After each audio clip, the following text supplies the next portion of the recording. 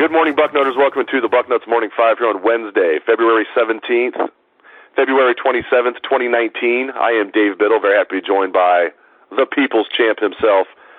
He is Matt Baxendell. Bax, let's start off with some basketball real quick. Then the crux of the show is going to be football, but let's start off with some basketball. Huge win for Ohio State last night. They knock off Iowa 90-70. Iowa ranked 22nd in the country. If it wasn't a must-win, it was damn close. And we will always remember this as the Justin Ahrens game. The true freshman explodes for 29 points. Bax, he had 38 points all season entering the game. And again, it's just a huge win for Ohio State because of any metric you look at, they are projected to make the NCAA tournament. So what a big night for the Buckeyes and Justin Ahrens last night. Yeah, no question about it. This was a big win for OSU. And it came with the added benefit of watching Fran McCaffrey absolutely melt down, trying to blame the refs for a 20-point loss. I mean, that's impressive. It's not like you lost by 2, Fran. So that was hilarious, to say the least. And his kid got a T, too, so I guess it was a double dose for the McCaffrey family last night. But, Justin Ahrens, I don't know what else you can say except, wow.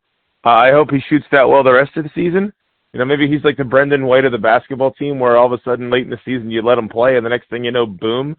There's no real clear explanation for how a guy who didn't really do much of anything all season turned out to be so viciously effective at bombing threes. But, maybe this is the missing link. But in the end, this OSU team right now, as long as they don't have just a horrible loss at some point remaining on the schedule, like losing to Rutgers in the Big Ten tournament or something, you have to think they have a great chance of making the tournament. And maybe it's an 11 seed or something, but hey, at the midpoint in the season when they were losing all those games in a row, if you had told me that the Buckeyes looked like they have a real chance to make the tournament, I would have taken it in a heartbeat.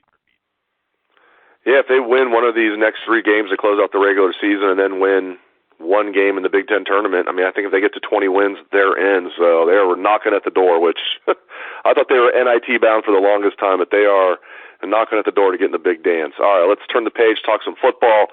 Jonah Jackson is a Buckeye. That is huge. That news, of course, is a couple days old.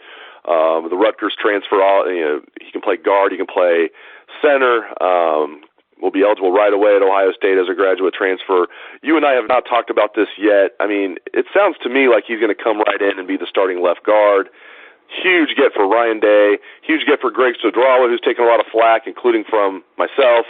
And just a huge get for the Buckeyes. Just your thoughts on Jonah Jackson coming to Columbus, my man. Well, I was also on the can stud actually get the job done bandwagon. We saw him close well, though, with, 2 of the high school guys on signing day here getting Jones and Vomahi. And now he turns around and lands Jonah Jackson over Oklahoma and Texas and Alabama. Those guys may have a little bit of cachet when it comes to football. So, this is a big deal. I know a lot of people are still like, yeah, it's some dude from Rutgers, who cares? But the truth is that this dude from Rutgers is going to come to OSU and start right away. I think we'd all be shocked. And, the other thing, too, is we at Ohio State some people have seen this before. You remember the year OSU won the national championship? They brought that kid in from Alabama who was supposed to be competing to play the starting center role and never even saw the field and left the team halfway through the year. So I think OSU fans don't understand really what these graduate transfers can do. This is a situation where you just locked down one of your starting offensive line spots, and you just freed up Brandon Bowen to compete for either guard or right tackle this fall. If you look at the Buckeyes on the line now, you're going to end up essentially thinking you got Thayer Munford back at left tackle, you got Jackson next to him, who's a veteran that's needed on a young line, you got Josh Myers. Then you're going to either have Wyatt Davis or Brandon Bowen. And then you're either going to have Brandon Bowen, you're going to have Josh Alabi, and you still have Nicholas Petit-Ferrer at the other tackle spot. So there's all of a sudden a little bit of depth here. And that's kind of exciting when you think about it, because if Bowen's healthy, he's a guy who was the starter a couple of years ago before he broke his leg. You got a young star recruit in Myers, who is a guy that they thought was good enough that they considered starting him at center and moving Michael Jordan back to guard last year for the Big Ten championship in Rose Bowl after the injury to Demetrius Knox. I've been saying this for a little while here, even before getting Jackson. I was not that worried about the O-line, and getting him makes me feel darn good about the O-line now. And that's something I think everybody should be really excited about. And, hey, maybe Stu Draw will be able to sort of piggyback success from this year into next year's recruiting class on the O-line, which has big numbers needs, no question about it. Bax, this is an interesting story. Ohio State might not be done on the offensive lineman grad transfer market. I thought when they got Jonah Jackson, that meant they were just going to shut it down as far as grad transfer offensive linemen. Not true at all. Parker Braun is the name that fans out there need to know if you don't know it already. Parker Braun, he's transferring from Georgia Tech. He is very interested in Ohio State. In fact, there's a story on Bucknuts right now that is must-read material from Bill Kurelic. Bill Kurelic talked to Parker Braun's father, and they're very intrigued by Ohio State. And Parker Braun is going to visit Ohio State probably March 22nd. He's definitely going to visit Ohio State at some point officially. Probably it's going to be March 22nd. Here's where it really gets interesting. If he picks Ohio State, I mean, they're really going in depth here, Bax. The plan might be to redshirt this fall. He could play up to 4 games if he wants to and still redshirt. Then come back as a fifth-year senior in 2020. Because this kid played as a true freshman at Georgia Tech and was a freshman All-American as a true freshman. They're talking about how Ryan Day calls him every day. Parker Braun and Ryan Day talk every day, according to Parker Braun's father. Parker Braun's father told Bill Kurelic that they think Mickey Marotti is the best in the business. They're right about that, by the way. And they think that, if they have 2 years of working with Mickey Marotti, he can get him ready for the NFL. Very intriguing situation here, Bax, with Parker Braun. And I think it also speaks to the lack of depth, relatively speaking, at the offensive line position. That you're talking about bringing in yet another grad transfer with the intention of redshirting him. Let's be honest here. One of the drawbacks for some of these guys at this point is that they're not going to be able to go through spring ball. They're going to be here in the summer after the team has gone through spring football and have to essentially prove that they're so much better than somebody who's already made it through spring in a top position to jump them into the starting lineup. So if Braun comes here and the idea is to redshirt him and then play the year after, that's a lot more sensible than saying, oh, here comes another guy in that we're going to have in the ability to come in and play. I mean, you don't need to fill 2 spots. And I think that's something that's critical for OSU, is that this also prevents them from needing to take 6 true freshmen in the recruiting class this year. Because if they bring in Parker Braun, then he's going to be around next year, and that puts a little less pressure on Stud to bring in all these true freshmen, and then you have more true freshmen coming in to play offensive line in one class than you can start. So this sort of helps balance the classes. It's a really interesting move, one that Urban might not have made, but I can see some pretty extensive consequences coming from it. You mentioned Nicholas Pettit-Ferrer earlier. I find him very interesting. He was the number 1 offensive tackle recruit in the country in the 2018 class. That makes him interesting, just that alone. 5-star kid, number 1 offensive tackle in the country. No big deal there. Came into Ohio State last June, 272 pounds soaking wet, way too slender. Did play a little bit. They got him to 4 games. They were able to redshirt him. He's now up to 288 pounds, so he's added 16 pounds already. My question for you, you think he can add another 16, 18 pounds or so before the season starts without losing too much agility and get up to 305? So I think to be a starting right tackle, to be in that mix, I think he needs to be around 305. You think he can get there this year, or you think that might be more of a 2020 type deal? I'm leaning more to 2020 on NPF right now.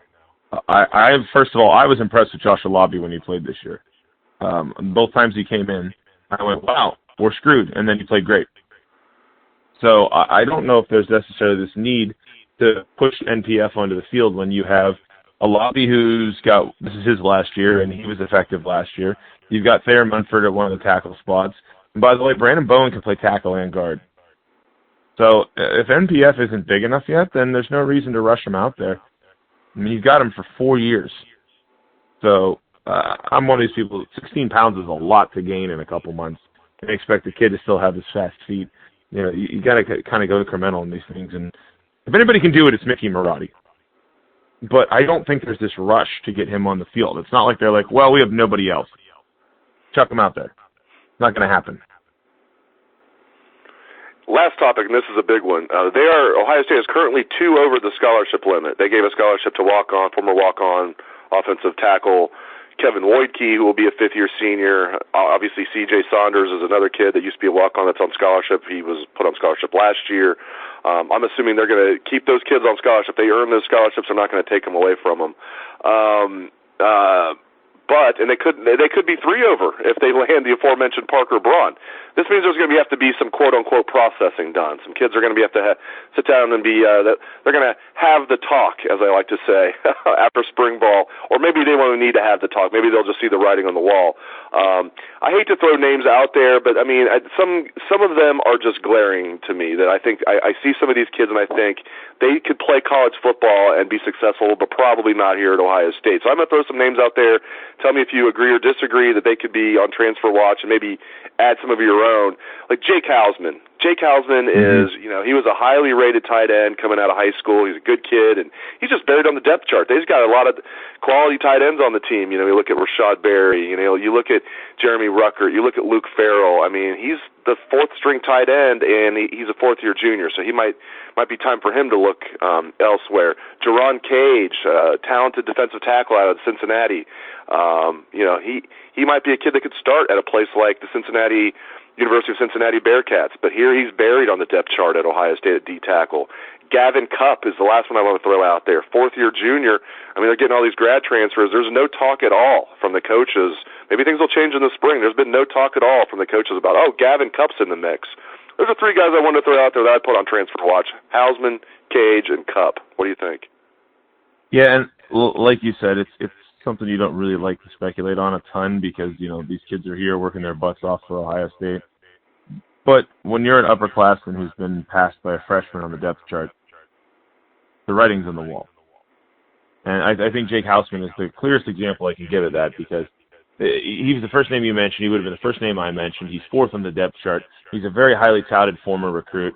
And he's the kind of guy, too, where I don't know what his class situation is, but let's say he goes through spring ball and he manages to get his degree here, and he's got 2 more years of eligibility as a grad transfer available to him.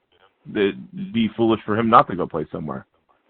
So I would not be shocked there. The same thing with Jerron Cage. We talked about all these young guys who were playing at D-tackle, the Tommy Togi guys of the world that we're excited to see on the field this year, right? Well, he's older than a lot of them, and we haven't heard a peep about him.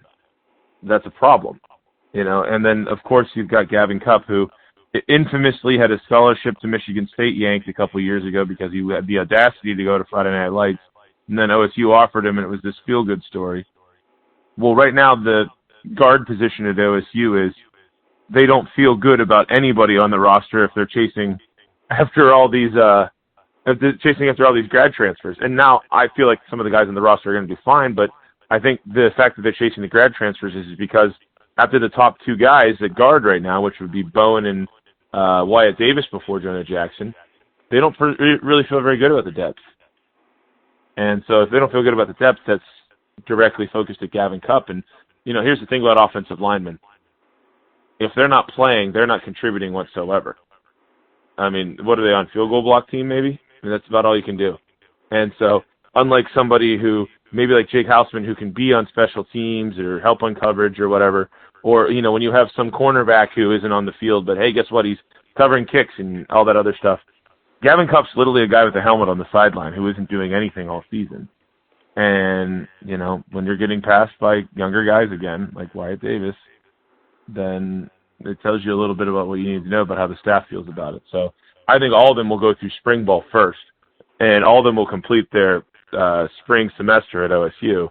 But I don't know if any of those 3 will be on the roster this fall. I would bet you at least 2 of them are gone, and I don't know which ones, but it just seems logical to me that those guys are going to find their way out. But I will caution this transfer discussion with one bit of, I've seen this before. When you talk about needing roster space, it seems like every year there's one person who you don't want to leave, who has something happen that causes them to get thrown off the team or leave the team or whatever. So, be careful what you wish for, because we don't want to be talking about somebody who we think is going to be a contributor. And it unfortunately seems to happen every year. You have one guy, you're like, dang it, not that guy. Well, just, keep that in the back of your mind if you're talking about roster numbers. They tend to work themselves out sometimes. Great stuff from the People's Champ, Matt Baxendell, on what was a action-packed show. I appreciate it, Bax. You can catch his column every Sunday on Bucknuts. It is, of course, The Bucket. So thanks again to Matt Baxendell, and thanks to all the listeners out there for tuning into the show. I appreciate it. Hope you have a great day. Let's hear that Buckeyes swag, best damn band in the land.